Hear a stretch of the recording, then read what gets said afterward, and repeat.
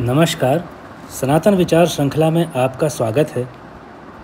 आज की कथा जो है एक हंसी मजाक की कथा के साथ साथ एक ज्ञान देने वाली कथा भी है। बहुत प्राचीन समय से ये कथा चली आ रही है।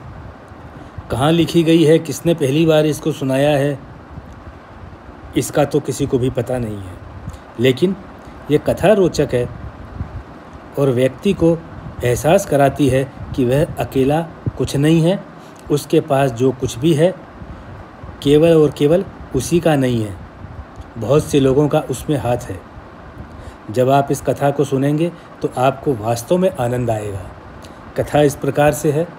पुराने समय की बात है। एक आदमी ने नारद मुनि से पूछा कि मेरे भाग्य में कितना धन है। नारद मुनि ने कहा, मैं कल भगवान विष्णु से पूछकर बताऊंगा। अगले दिन नारद मुनि ने उस व्यक्ति को कहा, तुम्हारे भाग्य में 1 पैसा रोज का है। इतना जानकर आदमी खुश हो गया, क्योंकि ये कथा बहुत पुराने समय से चली आ रही है। उस समय रोज का 1 पैसा बड़ी चीज़ हुआ करता होगा। हम लोग आज आधुनिक युग में रह रहे हैं। हम लोगों के लिए 1 पैसे का मूल्य बाज़ार में मिलने वाली वस्तुओं की तुलना में तो कुछ भी नहीं है। लेकिन एक समय ऐसा रहा होगा जब 1 पैसा भी मूल्य रखता होगा। तो कथा उस प्रकार की है। जब आदमी को पता चला कि 1 पैसा रोज का उसके भाग्य का है, तो इतना जान करके आदमी खुश हो गया, क्योंकि उसकी सारी ज़रूरतें रोज़ाना 1 पैसे में बड़े आराम से पूरी हो जाती थी। इसलिए वह आदमी हमेशा खुश रहता था और हमेशा भगवान को धन्यवाद देता रहता था। हमेशा खुश रहने से उसका सभी के साथ व्यवहार भी बहुत अच्छा रहता था। जब व्यवहार अच्छा रहता था, वह प्रसन्न रहता था, तो धीरे धीरे उसका सम्मान भी बढ़ने लगा। जब सम्मान बढ़ने लगा तो वह व्यक्ति समाज के अंदर एक प्रतिष्ठित व्यक्ति बन गया। उस कारण से एक दिन एक बुजुर्ग ने सोचा कि यह जवान आदमी समाज में एक सम्मानित व्यक्ति है, क्यों ना मैं इससे अपनी बेटी की शादी कर दूं। मेरी बेटी एक सम्मानित व्यक्ति की पत्नी बनकर रहेगी तो मेरी बेटी का जीवन भी सम्मान और आनंद से बीतेगा। ऐसे जिस प्रकार से हर पिता अपनी पुत्री के लिए चाहता है, उस व्यक्ति ने भी ऐसा ही सोचा। उस बुजुर्ग ने ऐसा विचार करके अपनी बेटी की शादी का प्रस्ताव उस व्यक्ति के सामने रखा और व्यक्ति को विचार करने के लिए 1 महीने का समय दे दिया कि अगर तुम मेरी बेटी से शादी करना पसंद करते हो तो मुझे 1 महीने में बता दो। युवक ने भी कहा, ठीक है, मैं 1 महीने में अपना फैसला बता दूंगा। रोज़ उस आदमी की आमदनी तो 1 पैसा थी, इसलिए उसको किसी भी चीज़ की कमी कभी नहीं होती थी। उसका दिन तो काम करते हुए निकल जाता था। खाली समय में भगवान का स्मरण किया करता था और प्रसन्न रहता था। 1 महीना बीत गया, उस आदमी को तो पता ही नहीं चला। पूरा 1 महीना बीत जाने पर वह बुजुर्ग जो अपनी बेटी की शादी उस आदमी से करना चाहता था, शादी के बारे में उस आदमी का फैसला जानने के लिए उस आदमी के पास में आया और कहा। आदमी क्या बोला? जब व्यक्ति ने पूछा कि क्या तुम मेरी बेटी से शादी करने का विचार कर चुके हो, अपना जवाब हाँ या ना में दो, तो आदमी बोला, मुझे तुम्हारी बेटी से शादी करना मंजूर है। जिस दिन आदमी ने शादी के लिए हाँ कहा, उसके अगले दिन से ही उसकी आमदनी 3 पैसे रोज की हो गई। जब कुछ दिन उस आदमी को 3 पैसे रोज मिलने लगे और अभी उसकी शादी भी नहीं हुई थी, तो आदमी ने फिर से नारद मुनि से पूछा, आपने तो यह कहा था कि मेरे भाग्य में 1 पैसा रोज का ही लिखा हुआ है, फिर पिछले कई दिनों से मुझे 3 पैसे रोज क्यों मिल रहे हैं? कहीं ऐसा तो नहीं है कि भगवान से गलती हो रही है और मुझे दूसरे के भाग्य का मिल रहा हो?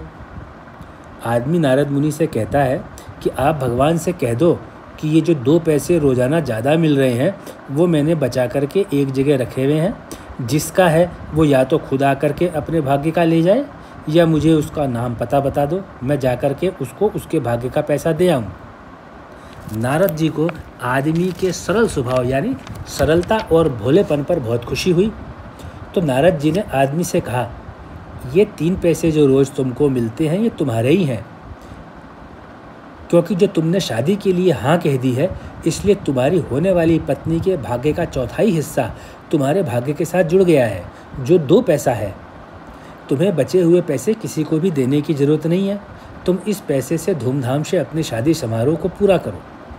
अब आदमी की शादी का दिन भी आ गया और उसकी शादी हो जाती है तो उस आदमी की आमदनी 9 पैसे हो जाती है। अब आदमी को रोज़ाना 9 पैसे मिलने लगते हैं। 9 पैसे, एक तो उसके भाग्य का, शादी से पहले पत्नी के भाग्य का 2 पैसा रोज़ का मिल रहा था, तो पूरा उसके पत्नी के भाग्य का 8 पैसा रोज़ का होता है। तो पत्नी शादी करके घर में आ गई तो पत्नी के भाग्य का पैसा उसको 8 पैसा मिला और उसके भाग्य का 1 पैसा मिला, तो उसको 9 पैसा रोज़ का मिलने लग गया। उसे पुराने समय में 9 पैसे बहुत हुआ करते थे। उस समय में आदमी का जीवन आराम से बीतने लगा। पति पत्नी बहुत खुश थे, दोनों ही बहुत धार्मिक थे। जो पैसे उनके पास बचते वे दोनों ही उस पैसों से ज़रूरतमंद लोगों की मदद किया करते थे, धर्म के काम किया करते थे। कुछ महीने ऐसे ही बीते तो जो आदमी है उसकी आमदनी अब 11 पैसे रोज़ाना की हो गई। अब आदमी ने सोचा कि मेरी तो शादी भी हो गई है, मेरे पत्नी का भाग्य तो पूरा मेरे भाग्य के साथ पहले ही जुड़ चुका है, तो फिर मेरी आमदनी 2 पैसे रोज़ की क्यों बढ़ी। आदमी सोचने लगा, अब की बार तो भगवान से ज़रूर गलती हुई है। इसलिए आदमी ने नारद मुनि से कहा और बोला कि नारद मुनि से जब उसने बोला कि मेरे को अब पैसे क्यों बढ़े, तो नारद मुनि ने आदमी से कहा, तुम्हारी पत्नी गर्भवती है और तुम पिता बनने वाले हो, तो जो नया सदस्य तुम्हारे परिवार में जन्म लेगा उसका भाग्य तुम्हारे भाग्य से जुड़ गया है। इतना जान करके आदमी को बड़ा आश्चर्य हुआ कि भगवान का भी बड़ा अजीब हिसाब किताब है। भगवान सबकी आने वाली ज़रूरतों को पूरा करने का इंतज़ाम पहले से ही कर देता है। आदमी बिल्कुल सोच में पड़ गया। तो नारद मुनि ने कहा कि तुम क्या सोचते हो। तो आदमी ने काफ़ी विचार करके नारद मुनि से एक प्रश्न पूछा। भगवान ने तो मेरा पूरा ध्यान रखा और मेरी आवश्यकता को पूरे करने के लिए पहले से ही व्यवस्था कर दी। क्या हमेशा और सभी के साथ ऐसा ही होता है? इस प्रश्न के जवाब में नारद मुनि कहते हैं कि जब हमारा हृदय पवित्र और व्यवहार सरल होता है तो प्रभु उस व्यक्ति से बहुत प्रसन्न रहते हैं और बहुत प्रेम करते हैं, और जो तुम्हारी तरह दान करता है तो वह दान कर सके इसके लिए प्रभु उसको हर प्रकार से सक्षम बनाकर ही रखते हैं। प्रभु की लीला अपरंपार है। नारद मुनि कहते हैं कि सामान्य मनुष्य इसी घमंड में रहता है कि यह मेरा कमाया हुआ धन है, इस धन का स्वामी मैं हूँ। वह यह नहीं जानता कि वह स्वयं भी परिवार में से किसके भाग्य के कारण धनवान हुआ है। इस प्रकार नारद मुनि ने उस आदमी को एक स्पष्ट संदेश दिया कि हमारा अपना कुछ भी नहीं है, जो भी है या जो भी हमारे हैं उनके भाग्य से सभी का विकास होता है। इस संसार में किसी एक का कुछ भी नहीं है, कोई नहीं जानता वह किसके भाग्य का खा रहा है। इस प्रकार की कथा जो कि भारतीय समाज के अंदर कई हजार सालों से चलती चली आ रही है, केवल ये एहसास कराने के लिए कि जो आपके परिवार के अंदर हैं, आप मेहनत करके अगर कमा करके लेकर के आते हैं, कोई दूसरे उतना नहीं भी कमा पाते, तो आपको ये एहसास करना चाहिए कि हो सकता है कि उसके भाग्य का हिस्सा आपके भाग्य में जुड़ करके आ रहा हो। अगर वह व्यक्ति शायद आपके परिवार का सदस्य ना होता तो शायद ऐसा होता है कि आपकी आमदनी भी इतनी नहीं होती। इसलिए परिवार के अंदर सभी सदस्यों का मूल्य समान होता है, सभी सदस्य के अधिकार भी समान होते हैं, और जो बड़े होते हैं उनको अपना कर्तव्य निर्वाह करने के लिए अपने छोटों को प्रेम का व्यवहार देना चाहिए। इस प्रकार का साहित्य जो कि गुण साहित्य है, भारतीय समाज के अंदर कई प्रकार की कहानियां हैं जो चलती रही हैं।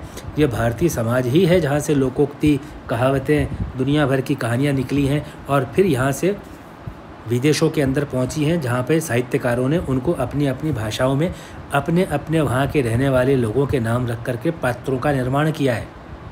हमें गर्व होना चाहिए कि हमारा समाज अनादिकाल से सामाजिक तानों बानों, सामाजिक रिश्तों और सामाजिक प्रबुद्धता को पहचानने का प्रयास करता रहा है और पहचाना भी है। इसीलिए हमारे विरासत के अंदर हमारे पास में इस प्रकार की कहावतें भी हैं, साहित्य भी हैं, कथाएं भी हैं। मैं आशा करता हूं कि आप लोगों को जो आज का वीडियो पसंद आया होगा, और मैं आपसे प्रार्थना करता हूं कि अपने मित्रों को, सहचरों को, भाइयों को, छोटे घर के बच्चों को आप इन वीडियो पर बात किया कीजिए। आपने अपने कीमती समय का जो अंश दिया और इस वीडियो को देखा, उसके लिए मैं आपको बार बार धन्यवाद देता हूं।